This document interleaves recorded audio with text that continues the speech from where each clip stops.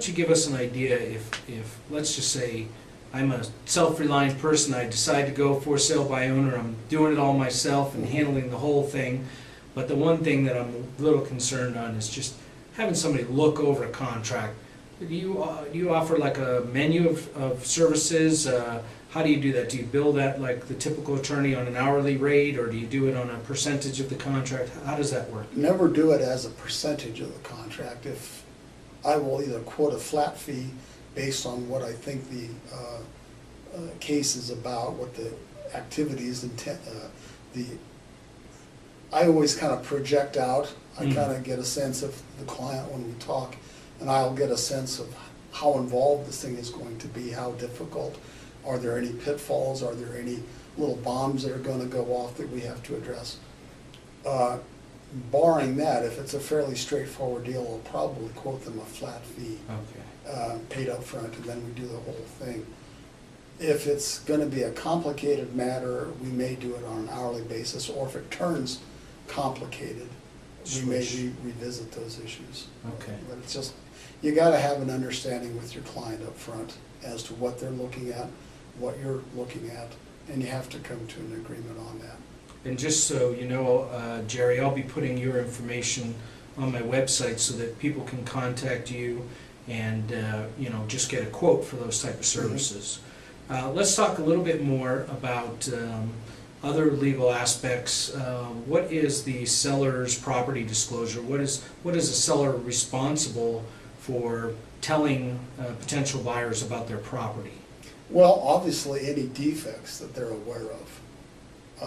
Obviously any defects in the quality of the property, whether they're environmental type issues or whether they're title type issues, whether there are certain things that obviously a title review wouldn't disclose.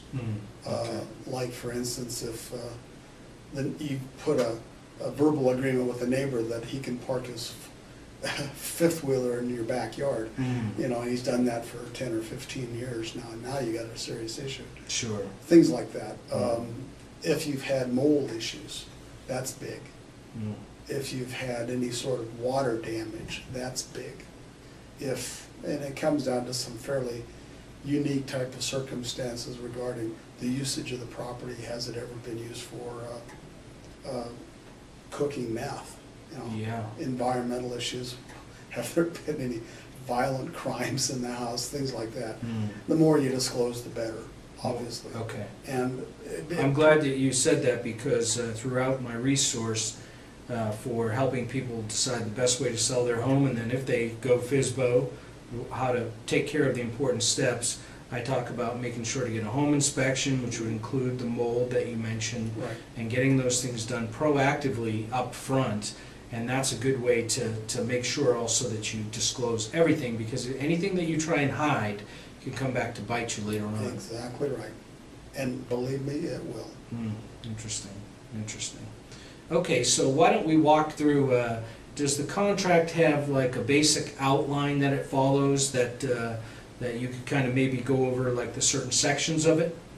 There are, depending if you're using the uniform contract provided by the Colorado Real Estate Commission, or whether you do your own or somebody submits to you a kind of a homemade contract, if you will.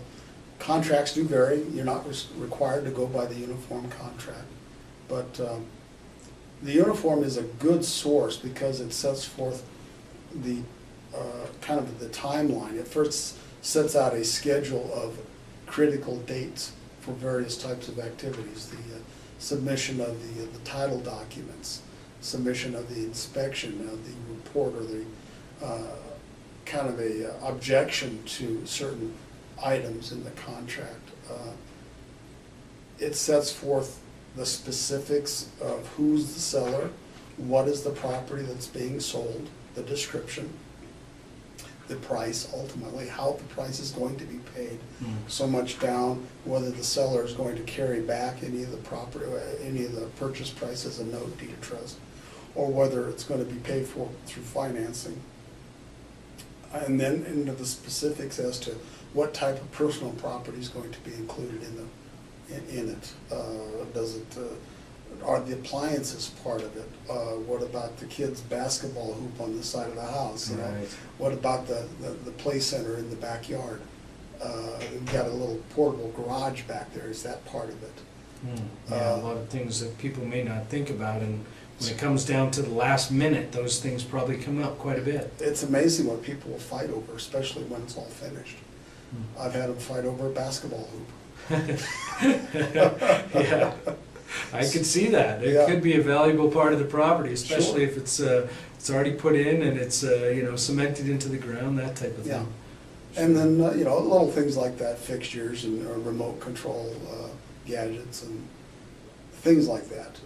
A lot of it's emotional in basis, but a lot of times there's some real value involved in some of these items as well. So the distinction between whether you're gonna sell the chandeliers or some of these houses come very well staged. They have nice furnishings and furniture already in place, and it's brought in by somebody that provides a service.